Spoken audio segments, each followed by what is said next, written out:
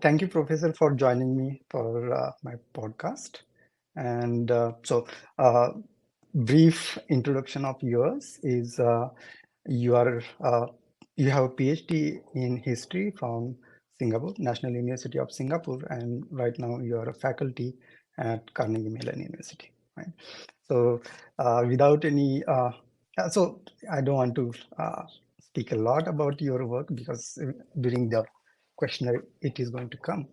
So, what is your research? Tell me about your research. What are you working on in history? Okay. First of all, call me Deepa. I mean, it's nice if you use my first name like that.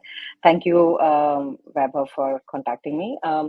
My research primarily is on topics of how education is creating the use of education in creating national citizens, and also look into the ideas of religious nationalism and ethnic nationalism in South Asia. So the rise of Hindu majoritarianism and the consequences of Hindu majoritarianism in South Asia, the issues of globalization, the issues of how through education policy you're creating an idea of a citizen, us versus them. So primarily it is in the field of modern South Asian history in terms of citizenship, the ideas of nationality, who belongs and who does not belong, and how do you make the idea of the other through educational policy, and how do you create who is a citizen, who is an outsider, right?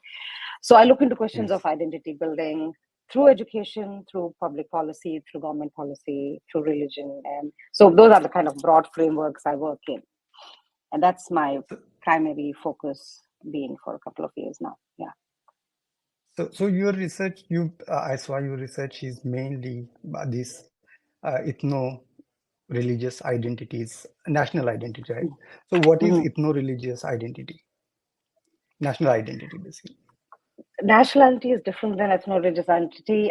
When we look, when any nation state, especially when you're talking about South Asia, right, with the creation of new nation states after 1947, every nation state needs to have a kind of an engineering project. So how to create a citizen, right? And it's very Yes. hard in terms of in a place like India, which is so diverse. We have so many different ethnicities and caste and linguistic identities and religious identities. So how do you create an idea of an India, which is difficult, right? So for me, or the way it was, the project of the secular government in the previous era was I create a national story, which even then, if it's a very diverse identity, how are you creating one national story? It's, minorities will be left out. Some people in other regions might be left out. So the ethno-religious identity is when you're using the idea of ethnicity plus religion to create and say that, this is who we are. We belong to an ethnicity. We belong to a particular identity. And that could be based on culture. That could be based on religion. That could be based on your common shared beliefs. And by that, you're trying to create an identity. But why is it problematic in the Indian context is that Indian identity has always been multi-layered, you know if Yes. I come from the southern part of the Indian subcontinent, if I'm from South India, I'm also a woman. I belong to a particular caste. I belong to a particular language group. I belong to a particular social class, right? So it's very hard for me to say, and I also belong to a particular religion, right? I'm a Hindu woman. So how do you?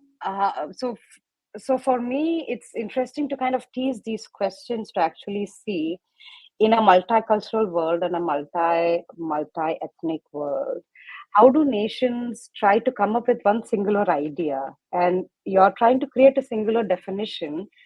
If you're imposing that definition, which is a majoritarian definition, does that leave out minorities? It does, right? And what kind of repercussion does it have on those said minorities who might not feel that they belong to that national project, right?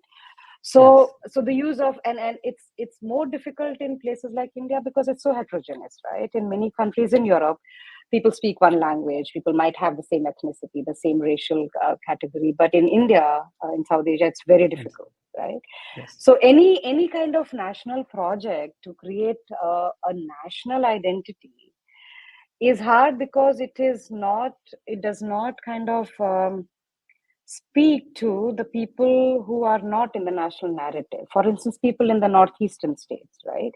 People in the South, Yes. for instance, they might think that, there has been, this whole debate about, there's always been Aryanization, right? Hindi is being imposed in the South, and Tamil is an older language, and we have our own identity. Dravidians were the original inhabitants of India. The northeastern states believe that, they've never been treated like they're part of Indian nationhood, right?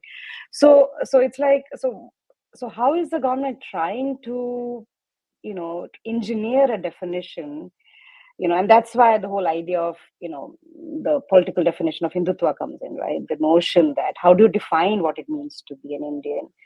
And in the present context and times, the idea of being an Indian is seen synonymous as being a Hindu, right? But Yes. but India also is home to like 14% of the population is Muslims, and they're Christians and Sikhs and Jains, agnostics, and Mhm. Yes. so what room do they have in the national discourse then, and how do they fit in Yes. the national narrative then, right? So for me, I see, I mean, personally speaking, I see this ethno-religious project as a failed project, because you're imposing something which is so un-Indian, in a way that, because, the old adage like unity and diversity has been the mantra of India, right? The fact that Indian identity exists because of the diverse nature of representation and identities, right? So how do you, so I mean, there's a reason that the Indian Constitution does not say that Hinduism is a sole religion, right? We are a secular constitution. The fact that the government should not Yes. be supporting one religion or giving funds to institutions that run religious education. Religion has been separated. Education has been separated. There's that separation between church and state, so to speak, right? So Yes. so for me, it's interesting to actually see how. Any times a majoritarian idea of what it means to belong is imposed in cultures, there is a tension, right? There is a sense Yes. of otherness, there is a sense of conflict, there is a sense of not belonging, and that manifests in different ways in different cultures. So I don't know whether I answered your question, but Yes. Yes. You did. You did. yeah, yeah, So you spoke about Constitution, Indian Constitution, right? But as you yeah, correctly mentioned, that Constitution doesn't recognize, forget hmm, about Hinduism, no religion, yeah, right? It yeah, doesn't recognize any religion.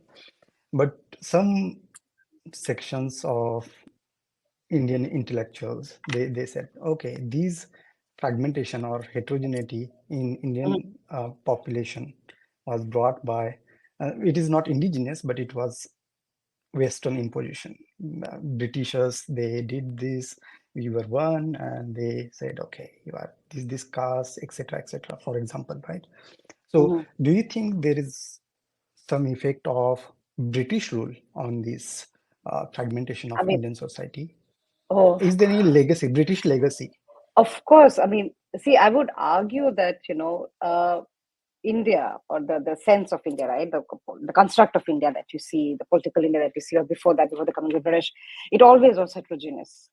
What the British did was try to homogenize the identities. When the British came to South Asia, they had idea of Islam, but they had no idea of all the Indic religions, and they did not want to learn about the Indic religions, right? So they clubbed all the Indic religions into one category of Hinduism, and then the other category was Islam. So what you see as religion being, many people argue that religion is one of the most primary sense of consciousness in South Asia, right? People actually identify themselves with more religion. This is a colonial construct, People Yes. do, which was much more of a fluid state of what you believe in. But this political identification of belonging to a particular religion is a British construct. So what the British did was homogenize these identities into two monolithic blocks of Hindus and Muslims. They also started homogenizing caste identities, right? And that, Yes. unfortunately, I think Indians have internalized those identities, and starting to identify with those identities. Many of the Indians, and so it is a colonial construct. It is a legacy of the British Raj that you see the rise of religion, the partition of the subcontinent based on religion, religious identities. Before the coming of the British, Islam has been in South Asia from almost the inception. You know, I Yes, mean, there was never a clamor for, I mean, Islamic sultanates ruled the northern and central part of the subcontinent from 12th century onwards, right, till the coming of the British. There was never an idea that, let's fragment. You know what I mean? So yes, the idea of trying to create these homogeneous monolithic blocks that are always in conflict with each other is a British construct, because how else would they justify their rule, right? It's like, yes, the whole exactly. narrative of writing of, South Asian history by the British historians who had never set foot in South Asia, and telling that, the ancient period of Indian history was all Hindu history. It was all Hindus are backwards and barbaric, and Islam came. It's a dark ages. They're despotic. They're all rulers were despotic, and we, the British, are giving you modernity. We are giving you progress. We are giving you Yes, rule of law, and you've always been in conflict with each other. And we are the ones who are actually telling you how to live like civilized human beings, right? So I think the colonial yes, project was a project of domination and hegemony, and in order to kind of justify that project, they had to actually, the whole narrative was that the indigenous society is always in conflict with each other, and the main source of conflict is religion. And here we mhm, are, as an enlightened kind of people, trying to tell you how to be like civic citizens of yes, the British Raj, right? So definitely, it's a British legacy. mm, And unfortunate that many Indians have kind of, as I said, they kind of internalize those ideas themselves, and we see the effect now too. Yeah, I don't know yeah. whether I answered Yeah, your yes, yes, you did. question. So you Yeah. spoke about like basically they categorized population Hmm. into two groups, major groups. But Hmm. as you mentioned, there is a diversity within Hindu Yeah. population as well, right? Apart Yeah. Yeah. from Yeah. Of course. Hinduism, there is Buddhism, there is a Jainism. These all religions are there in India. Do you Yeah. think it is oversimplification that to uh, basically identify only them as only Hindu population? We should go deeper down because basically because of this construct, Mm-hmm. Hindu, basically Buddhism and Jainism, their Mm-hmm. space has been already erased in Mm-hmm. India's history. Don't you Mm-hmm. think that? What do you think about that? No, I mean, I definitely think that it's like pretty much as you said, you rightly pointed out that it's not just Buddhists and Jains and Sikhs. There are other minorities people who believe in animism, for instance, people who are Yes, agnostic, for instance. There is an old, yes, so they do not categorize themselves as Hindu. And even, there is no one definition of what being a Hindu is also, right? There is no, because yes, you cannot define yes, Hinduism in the way that you define Judeo-Christian tradition and Judeo-Christian religions, Abrahamic yes, religions. So when you cannot define that, so it's very artificial to kind of box them into one category and say you all belong here, right? And the fact that you kind of say that it's everything comes from Hinduism, of course, because Hinduism is one of the oldest religions, and all the Indic religions share the shared beliefs of karma, reincarnation and things like that. But they're different religious or philosophical systems. So it yes, is to just homogenize them in Hinduism is, as you said, as you pointed rightly out, is kind of erasing the importance of their philosophical schools of thoughts. I mean, they emanated because they were questioning Brahminical orthodoxy, right? They yes, emanated as a challenge to the caste system. They emanated as a challenge to hierarchy of priests. They emanated as a challenge to the idea that only three higher castes can read the Vedic literature and they can go to heaven. So the idea yes, of, so you are pretty much, kind of, as you said, you are diminishing the, and these religious identities who have been there for centuries now, right? By just clubbing them into one yes. one category. It's just, yeah. So yeah, I totally agree with you on that. Yeah. So, following up with my previous question, so how does this British legacy of categorizing population of South Asia has resulted into caste conflicts? As you mentioned that, okay, these Yeah. different groups were already in conflict with each other for resources, for the position in the society. So They how were the not in British rule? Yeah, Sorry, they were not in conflict. I mean, for the very first time, that people were categorized based on their caste and religion was the census. In Yes. 1862 was the first time that the British conducted a census. Was 1860 to 1882? Yeah, around that time, 1860s to 1880s. The census was the first time that was, and for the first time, people had to check mark which identity they belonged to. Before that, Yes. again, all these, as we talked about, the identities in villages, in other parts of Indian subcontinent were all very fluid. People migrated from place to place. People belonged to a particular caste or a jati, or they moved around.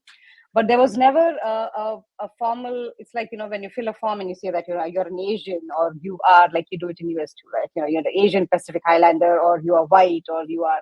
So those kind Yes. of categories had never existed. It's a British construct. It came with the British, Yes. that you are, if you are checking a category, you're boxing yourself with people. You're immediately saying that the others are outsiders. I don't belong to that Yes. category, right? So with that, for Yes. the very first time, you start seeing the rise of caste associations in South Asia. So the caste Yes. became, which was much more of a fluid kind of an identity. They started having caste associations, and people started identifying themselves with caste and then religion per se. It's like, if I'm a Hindu, then Hindi is my religion. The entire Hindi-Urdu controversy, in 1860s Yes. was primarily based on the fact that if I'm Hindu, my religion is Hindi. Why should we learn Persian or Urdu, right? So after English, the second Yes. language should be Hindi, right? So that those kind of identities had, those kind of questions had never emanated. Even though I'm not saying that Hindus and Muslims never had conflict in the past, there Yes. existed conflict, but the fact that you always saw yourself as separate from the other, and for a Yes. persistently long enough time for that to become a political movement of separation, is because of the British legacy, of supporting the Muslim minorities, creating All India Muslim League, giving them separate Muslim electorates. Even though, traditionally, when you look at Hindu and Muslim society, the Muslims were not the ones to take up English education when English education was imposed in South Asia in 1830s.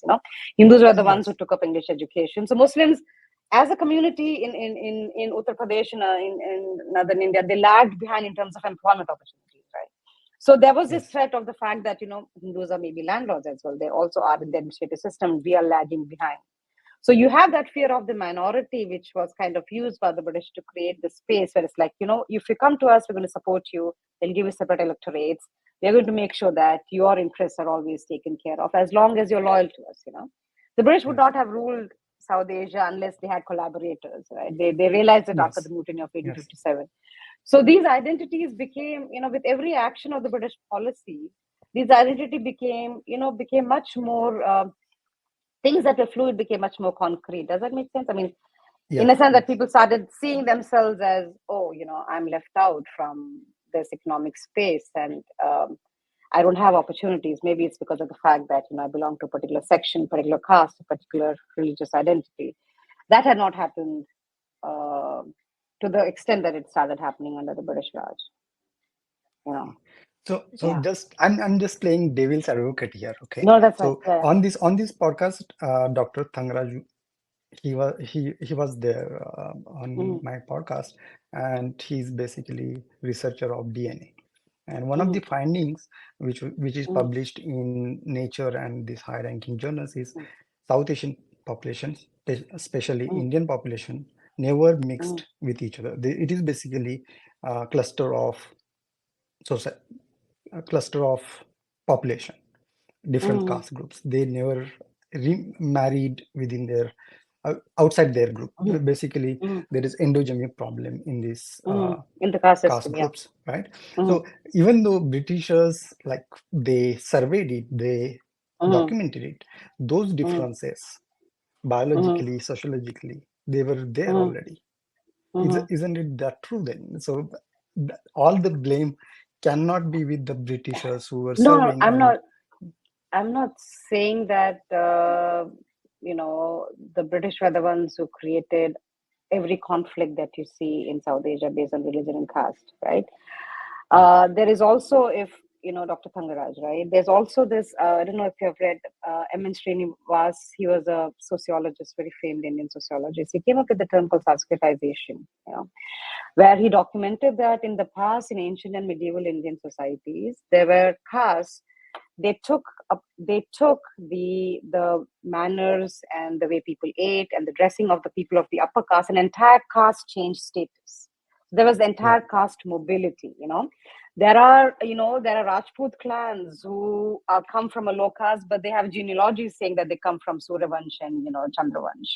When you look at ancient Indian empires, the Mauryan Empire was started by Chandragupta Maurya, and nobody knows his caste, right? I mean, there was political Yeah. power. As long as you have political power, nobody's questioning your caste. So there is so the caste system with the coming of the Aryans, right? I mean, it's one of the most how to say it, one of the most dominating kind of social stratifications to exist in Hindu society, right? I'm not saying that there was no caste Yes. conflict, but what I'm trying to say is that even within the caste, it's an endogamous group, but there were people who the caste, there was mobility within castes, right? I mean, Yes. even if it's Yes. endogamic, if they want, even now, there are people, when you look at Indian matrimonial sections, right? People want to marry within their own caste, right? Even if you live Yes. abroad or whatever, they want to marry, they want to maintain the purity of the caste, whatever that means. So, Yes. caste as a social identifier has always existed, Yes. but bigger than that, I think with the and one of the things that Christian missionaries did in the 19th century was to criticize the caste system, saying that that's why you need to convert, because of the fact that Christianity is much more egalitarian, because look at the caste system. That's also the reason why you have all these reformers like Jyotibai Phule, B.R. Ambedkar, all of them talking about the fact that caste system is socially very Yes. discriminatory. So you had social discrimination based on the caste system, which is not bringing up, which was not creation of the British. It existed because every society has social discrimination, right? And in India, caste system has existed for centuries.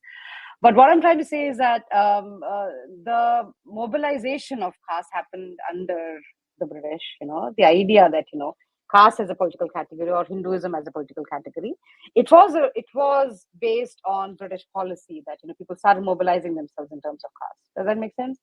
So Yes. there Yes. Yes. is, I'm not denying the fact that the castes married within themselves, but it's hard to actually say that throughout the entire 5,000 years of South Asian history, people never intermingled, right? There are Yeah. communities who do not believe in the caste, and there were outsiders, and the Greeks and Kushans, and anybody who came, they were actually termed as outsider, like Melechas and Yavanas and Yonans. They're Yes. outside of the Yes. pale of the caste system. That's why Hinduism is Yes. not a proselytizing religion, because we don't want to go outside the subcontinent, because the idea of purity and pollution is so central to Hinduism, right?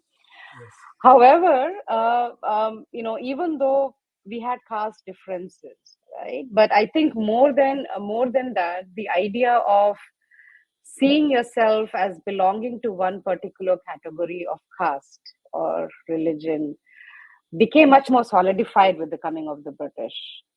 Does that make Yeah. sense? I mean, I'm not Yes. saying that Yes. Yes. India It was didn't like in exist. meantime. Yeah, yeah. It's not as if that everything was so rosy. No, that's not the case. There was Yeah. conflict within Hindu society, between Hindus and Muslims, Hindus and it's Mughals and Sikhs. So historically there've Yes. been conflict, right?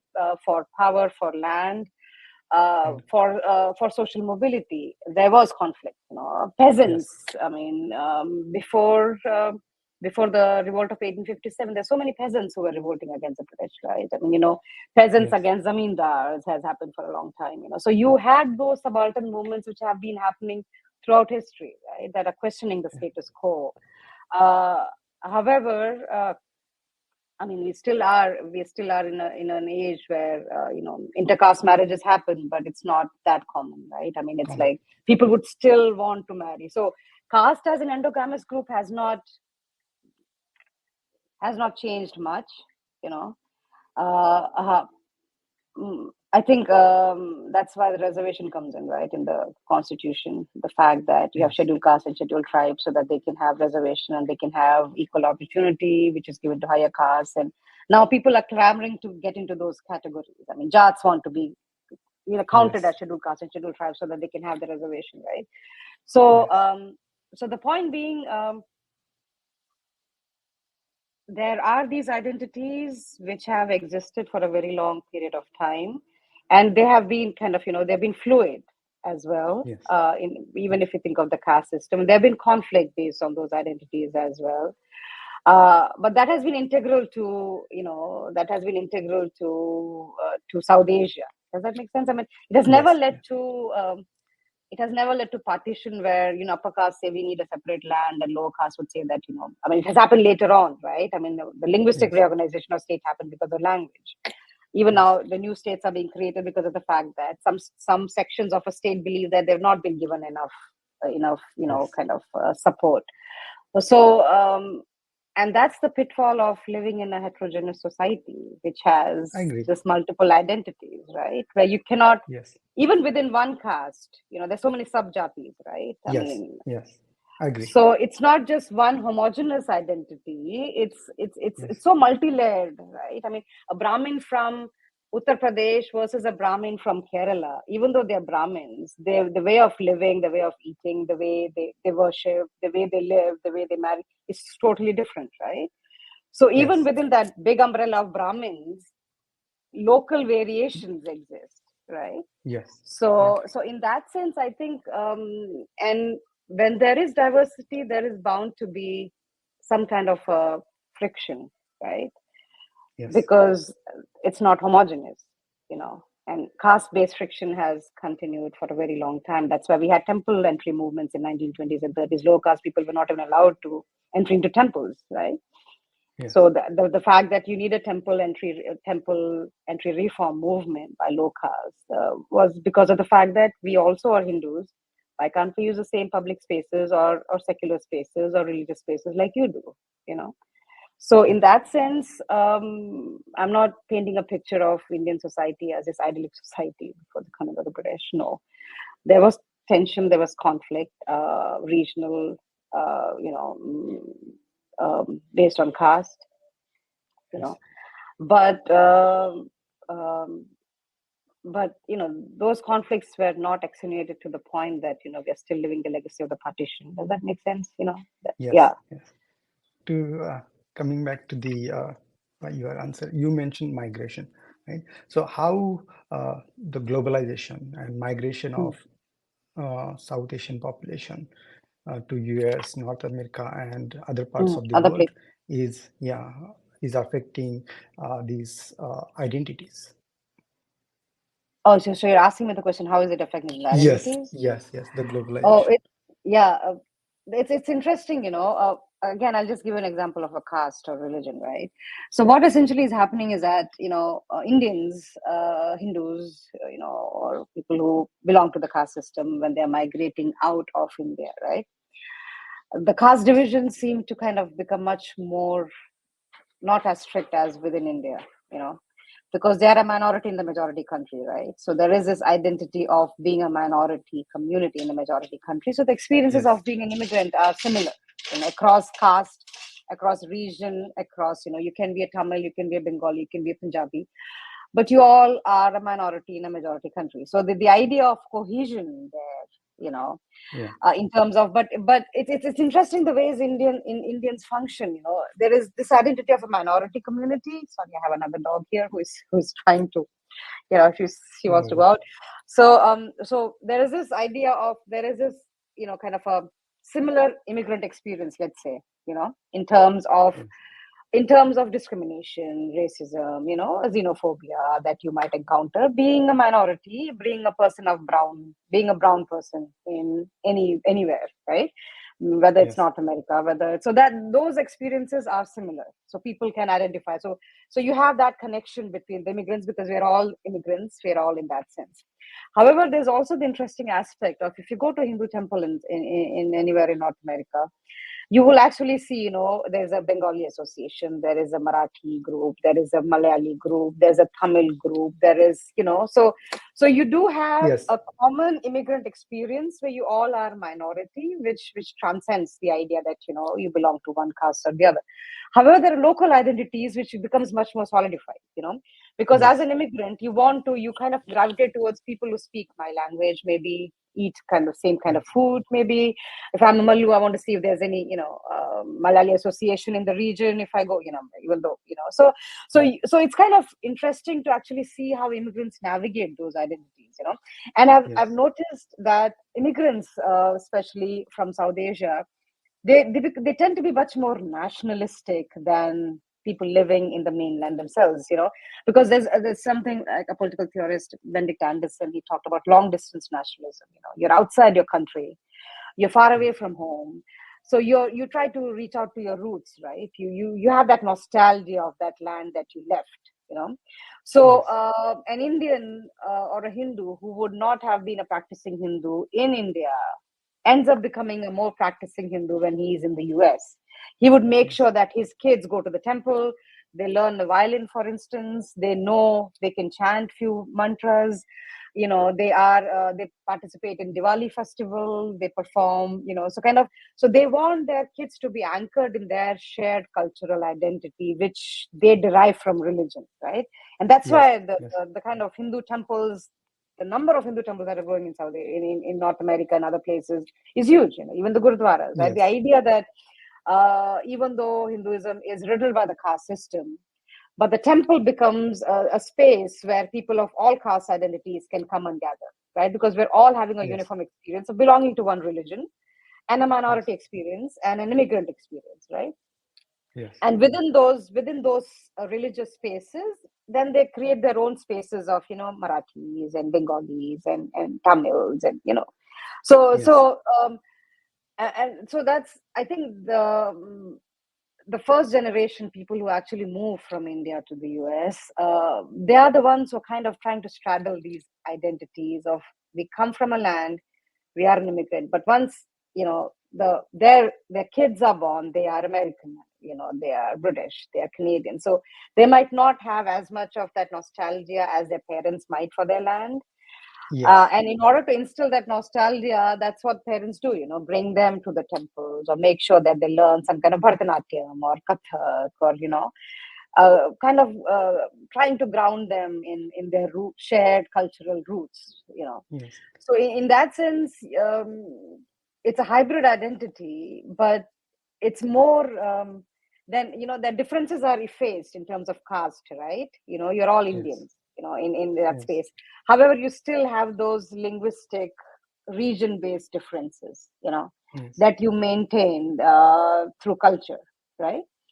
So, and then that again gives you a sense of belonging, maybe, right? I mean, you want to feel like you belong. You celebrate Durga Puja with these fellow Bengalis, you feel your sense of belonging. You celebrate Onam with Malayalis, you eat, and you feel that, you belong in a community, So, so an immigrant experience, even though it can be kind of homogenizing in terms of being the minority in a foreign country, but within the minority groups themselves, there are multiple experiences that people want, based on which region that they come from. A Sikh would have an entirely different, I mean, he would want to go to a gurudwara, or he wants to go to a temple, but, the idea of him for Durga Puja, the association of him with Durga Puja is, I mean, different religion, but the idea also, that what grounds you as an immigrant, right? What gives you some kind of a sense of belonging and culture, and that's also the reason that you actually see the rise of the Vishwa Hindu Parishad has so many kind of offices all over the world, because of the fact that, when you are seeking for roots, you want a grounding, then, this whole bigger umbrella of Hinduism gives them some sense of grounding in. And, there's so many Surya Namaskar festivals happening, and yoga festivals happening, and all these things, so it's kind of trying to say that even though we are immigrants, our roots, we are still trying to remain connected to our roots. So what you are saying is it loops back to the first answer you gave me. So there are layers of identities: language, caste, region. On top of it, there is another identity, immigration. Immigrant. So we are immigrants, so that adds another identity, nothing else.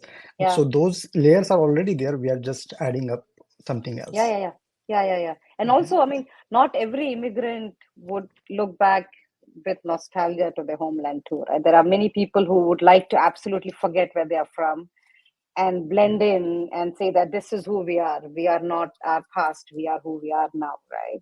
So then again, it's how you navigate yourself in a kind of a majority.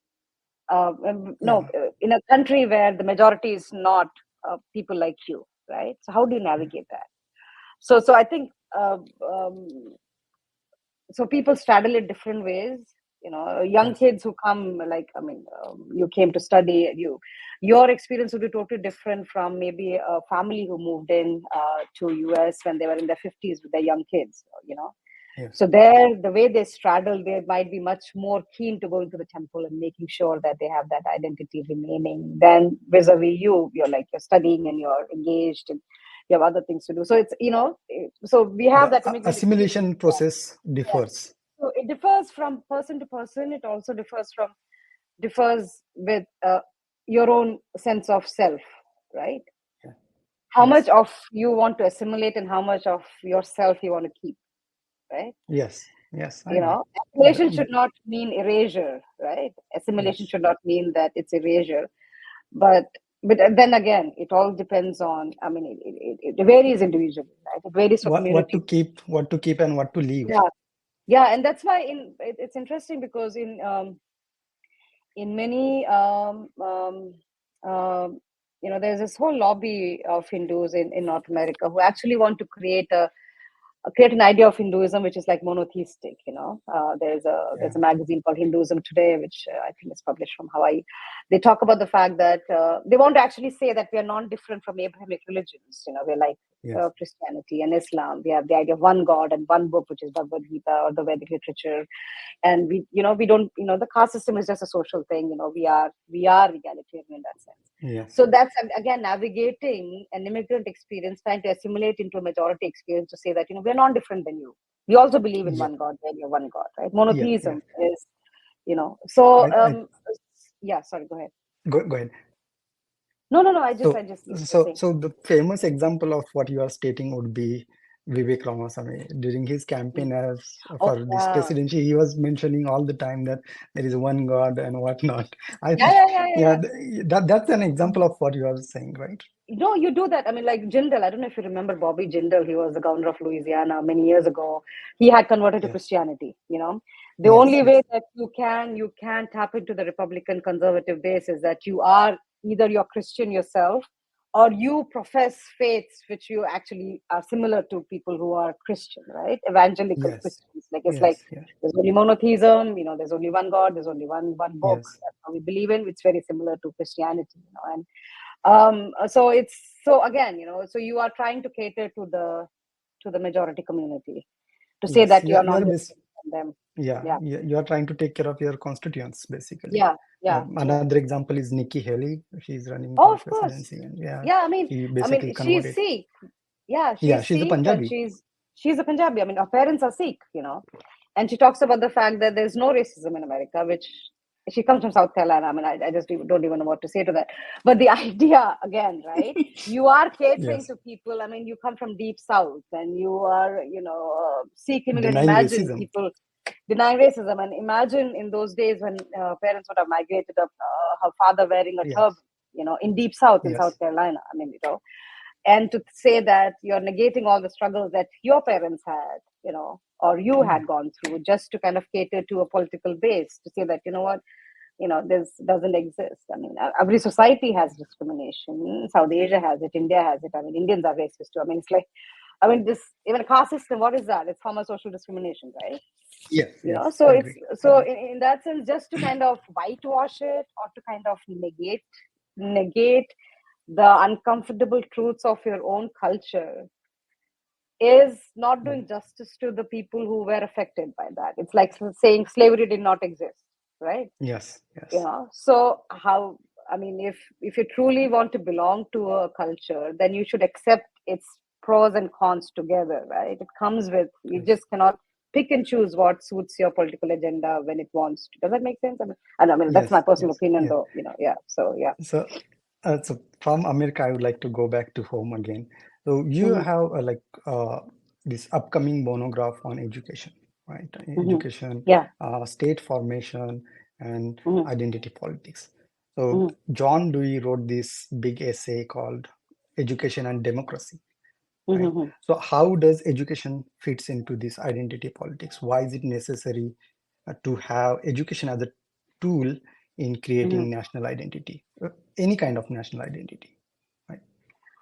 I think, it's very simple. I mean, the basic answer is that if you want to train somebody, train them young, right? Yes. So the best form of propaganda that you can do is in the classroom and to young kids. I'll just give an example. In 1990s, there was a committee which had central government has set up a committee in 1992, 1993 to look into why do Hindu and Muslim rights happen in India. What are maybe the causes of Hindu and Muslim rights rioting happening? And one of the reasons that they found was the kind of history that they read in school textbooks. You know Yes. because in many cases in India, I'll come to the Indian education system. How is it unique than American? In many cases, the only history that many Indians read is the history that they read in school textbooks, because again, with the emphasis on being an engineer, an IT person, or nobody wants to do history in their life, right? So what you remember from your textbooks is what Yes. really stays with you. And if in those textbooks there is this identity that, I mean, I'll give you my example. For instance, when I was growing up, I went to central schools because, as I said, my father was in the army. And the NCRT textbooks, we had the NCRT Yes. curriculum. And those textbooks are actually written by kind of progressive leftist historians at that point of time, 60s and 70s. It was very critical of the caste system and Hinduism, you know. They talked about the fact that when Islam came to South Asia, it was like a flowering of Indo-Islamic culture. It was just a time of, they used the word composite culture, versus during ancient times, the caste system is very discriminatory. So I grew Right. up pretty much hating the caste system and hating the idea of what it entailed to be a Hindu, because of the fact that caste was so discriminatory, you know, because that Right. was what I had read in the textbooks, that, you're critiquing the caste system. It's not equal. It is so discriminatory. Islam, for instance, is egalitarian. The fact that, Islamic rulers came, they did not try to, there were some rulers who wanted to impose Islam, but more or less they did not impose it. It was more of, giving non-Islamic subjects the rights of dhimmis. You can practice your religion as Right. long as you pay tax, right? So what you read, and that's why it becomes so central to who is writing the textbook, and Yes. what content goes in the textbook. It's like in the whole debate in US about critical race theory, saying that Yes. why is it important, right? Why should kids know about racism? Why should they not know about slavery? So the same thing goes with every state tries to, if you are creating the idea of a citizen, the best way to do that is through education, in the sense that education becomes then a tool of propaganda, right? It's like the state ruled Yes. propaganda. The state wants a particular version of its past to be taught in schools, and the only way you can do that is through schools, through education system. And that's why education becomes so central. How are you going to Yes. train? It's like, I mean, if you want to have good pilots, you want to send them to Air Force Academy. If you want good citizens, you should send them to schools, and they should only read what you want them to read, right? So, Yes. so in that sense, so education is one of the most potent forms of social engineering tools that nation states have. You know, Yes. and what is unique in India is the fact that, it is also complicated, is the fact that education is in the concurrent list in the Indian Constitution, which means that every Yes. state can has its own education policy. Yes. There is this Yes. NCRT which was formed, which kind of comes up with the guidelines of national curriculum, but every state can have its own textbooks, has its own curriculum, can have textbooks in its own language, Tamil Yes. and Punjabi Yes. and Hindi and so on. And that makes it all the more difficult to have one singular narrative of India, right? Yes. And Yes. to top with that, not just state schools, you also have private institutions who have their own textbooks. You have schools run by the RSS. RSS actually has the largest number of private schools in India. You know, they have their own set of curriculum and textbooks. So what you are studying in those textbooks about how Hindu-Muslim, kind of relationship has always been one of conflict. Muslims came, all that, the whole history has been of, destroying temples and killing Hindus and so on and so forth. So the only education that you know about your past, if it's from the school textbooks, so what you read is what you retain, right? Yes. And that's why it's important to kind of interrogate what kind of education policy there is. And every state does it. It's not that India is kind of an anomaly. That every state Yes. does it. It uses education. Every state uses education policy, textbooks, But then we have to really look back and say that, are they professional historians who are writing textbooks? Do they have facts? Are they, for a very long time, the NCERT textbooks did not talk about religious conflict between Hindus and Muslims. But there was a brief time, where the textbooks were rewritten in Delhi, where they actually talked about the horrors of partition, the fact that more than 50,000 women were actually kidnapped and, forced to convert their religion. So the fact that, who is writing it, whether they're addressing the painful episodes of the past, with facts, but then again, it's very hard to say that can there ever be a unbiased version, right? People can interpret it the way they want to, and who teaches it, right? And what kind of political ideology goes behind it. So in that sense, education is a tool of state formation, but education is also, it's kind of, you're engineering, you're creating citizens the way you want to. You want to create citizens a certain way. And it goes back to the British idea of why did they want to impose English education? Because they wanted to create a class of Indians who are Indian in blood, but English in manners, right? Yes. The fact that they will be loyal citizens of the Raj. If they know English, they will be loyal, they will be grateful that we are ruling over them, right? So in that sense, it's just an extension of that. Education becomes in every country, right? I mean, it is a tool. It is, yeah. I don't know whether I answered your question. Oldest tool in the textbook, basically. Yeah. I mean, it's often I hated history when I was in school. I'm teaching history now. It's karma, I think. I hated history because it's like the way it was taught. The textbooks were so dry, and it was all rote memorization, right? For exams, you just remember which war happened when and what date and who killed who, and you go and regurgitate during exams, and then you forget about it, right? Yes, you're done. Yeah, that's you're done. Then that's so. But that is I mean, now I teach history. I've been teaching history for so long, and I teach. It's not about just the names and events and wars and people, right? It's about the entire processes of identity building, and it's you will not understand the present unless you explore the past, right? So it's kind of, there are all these connections with the past that you need to know. So so that's where education fits in. That's why it's important to kind of interrogate what kind of curriculum, who makes the policy, who is the author, who is the publisher, right? Who is the audience, right? And whether the textbook is representative of all the people of that region or not, right? So so that's why then you can you can have a content analysis and discourse analysis and actually see what goes on in textbooks and how things are said about one particular event would have multiple interpretations in multiple textbooks, right? So I agree. So it's so it's so it becomes important to question towards what end is education dividing the population, or education is unifying the population? And if it's unifying, can there be a unitary history or unifying narrative that all agree on, which is very hard, right? In a heterogeneous society, I mean, how can you have one single aspect that everybody can agree on? But where you actually feel that it's kind of not denying or erasing identities. It's kind of is recognizing the fact that these other identities too exist, and they also have a story which is worth telling.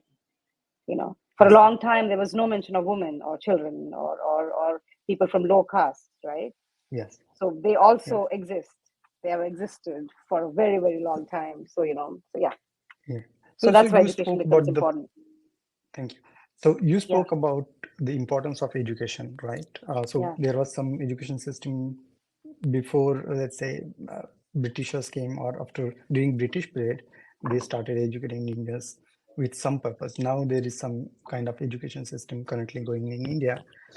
With current education system in India, where do you think we will head in terms of national identity, or the diversity we have?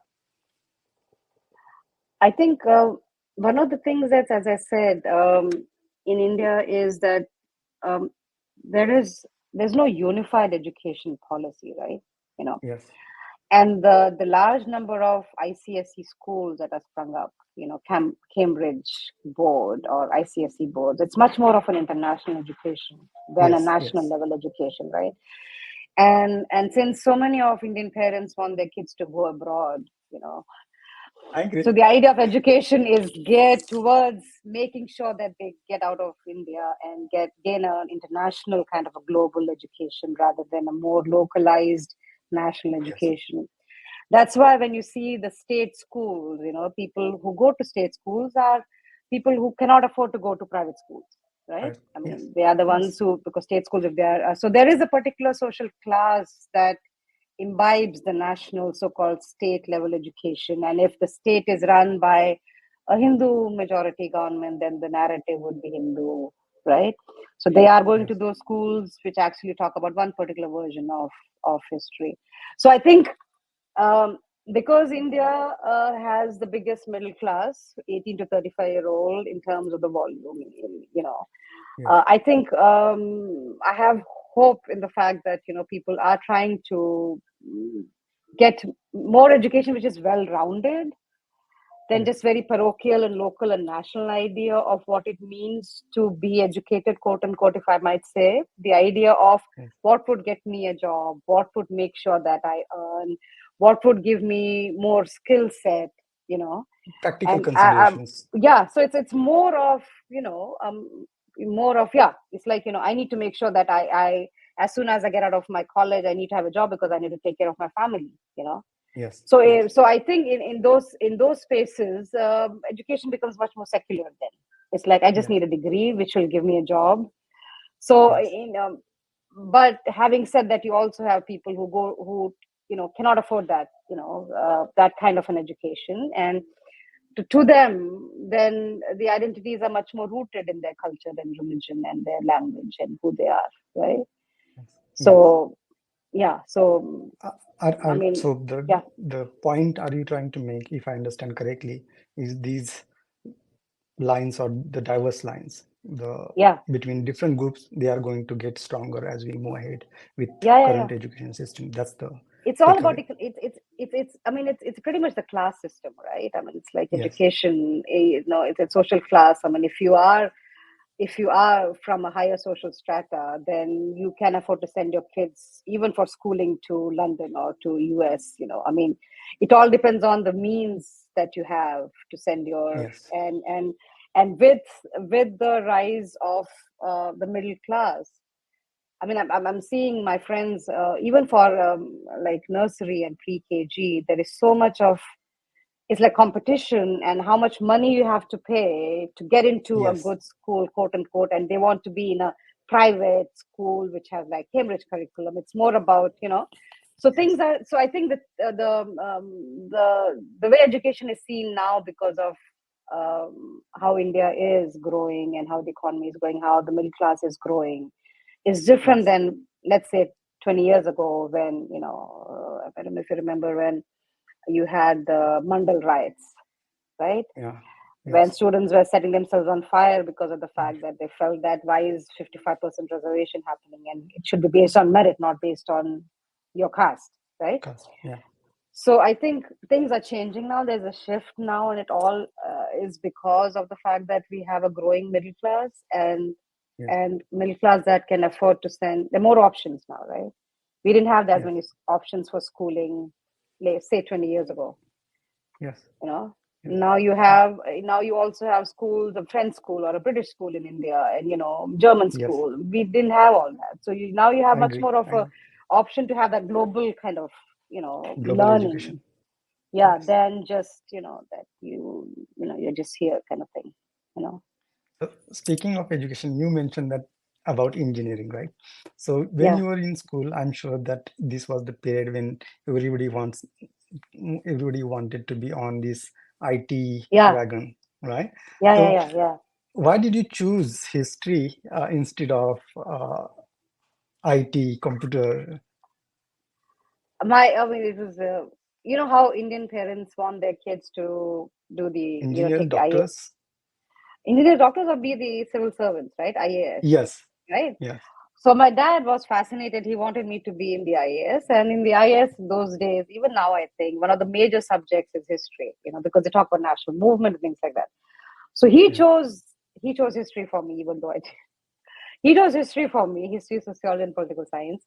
But by somehow the universe always has a plan for you. I always believe in the adage that Lennon used to say, John Lennon, life is what happens to you when you're busy making other plans, right? So I Yes. had a very wonderful teacher and I just fell in love with history the way she used to teach history, and then I decided that I need to pursue it. So it was I didn't choose it. History My chose dad you. chose the subject. History chose me, and I've been teaching history for so long. So so it just happened. Yeah, Accident. Sweet yeah, accident. by accident. Yeah, yeah. I hope my students So think that it's a sweet accident. I don't know.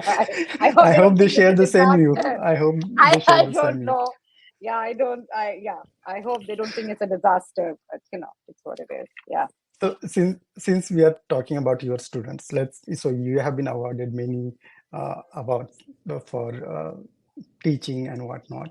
So if somebody, let's say I were a student in your class who is interested in history, what Yeah. advice you would give me so that I can pursue higher studies or my interest in history? In I mean, I have students. Most of this, I mean, in our Doha campus, I don't have any majors, history majors. All of them are non-majors, right? They are from business or information systems or computer science and biological sciences, and they take my courses as electives. And there's one course which is a required course. So for me, I mean, my introduction to them is, my courses on cinema or gender or politics and nationalism, for instance. It's the fact that we live in a global world, right? And it's very important for you to know and respect the difference, you know Yes. and the fact remains that you have to be accepting of the difference and leave judgment outside the door, because when you are talking about religions and cultures and people who are different than you, you're trying to understand the process, because I'm talking about one-fifth of humanity, that's South Asia, right? So for a Yes. very long time, they've only known about European history or US history. They don't know about the history of South Asia. So I have to start from the beginning, prehistory. So the idea still is, it's kind of a very, it's interesting to navigate, because many of the students have never heard of anything except from India, except for Gandhi, or maybe Indus Valley civilization, maybe that's about it. Maybe. They Yeah. have no clue, you know. Yes. So to kind of navigate that, so for me, the idea is to make sure that history is about people and processes and identities. It's not about rote memorization of dates and events. Just chronology. So, so it's not. So for me, my class quizzes or class exams or my class presentations are not based on.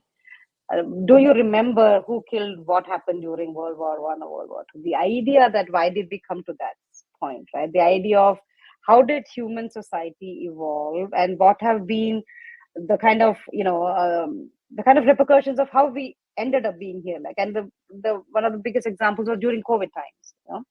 We Yes. are repeating, we are, unless we learn from history, that we're repeating the mistakes of history, right? I mean, so I Yes. taught a course, during COVID, on epidemics, pandemics, and infectious disease. So I had to actually tell students that it's not the first time that we're having these epidemics and pandemics. You have to go back in history to actually look into that, and then from Greek times to the Black Death to the Middle Ages to the Spanish flu to Ebola and AIDS and all those things, and then we have COVID now, right? SARS and everything. Yes. So unless you know the past, you will not have a grounding in the present, and you cannot kind of think ahead. So the idea of learning about the past is essential, because it gives you a sense of where have we come from, who we are, the questions of existential questions of who are we, right? How did we Yes. end up being where we are now?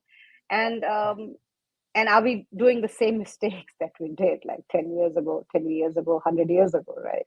So in that sense, I think it's more of a human story, right? Yes.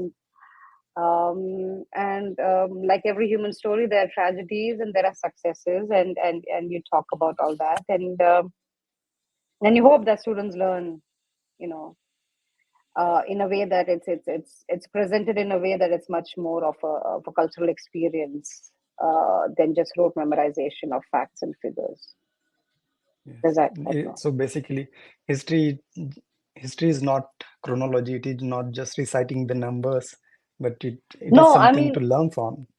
yeah, I mean, of course dates exist for a reason, right? But it's not, I mean, in my classes, it's whether you remember, 1857 was the exact date of revolt, or why did the revolt happen, which kind of social groups were involved in kind of overthrowing the British Raj, and why were there so many, why were they so discontented? 100 years of British rule, so things like that, questions that are a bigger picture, right? Instead of just saying Yes. that, like the way I used to study history in schools, right? That, XYZ happened, and because of XYZ, and that's about it, right? So there is a Yes. cause and effect, and there's a larger historical process undergoing on, and identities are never fixed, right? Identities are always transient, you know. Yes. So so in order to understand that the processes behind those identity formations and religions and ideas, and yeah, so it's the bigger picture. Yeah, That matters. Yeah. yeah. So yeah, thank you so much, Professor, for this. Last Oh, piece is important. The lesson we should remember from history.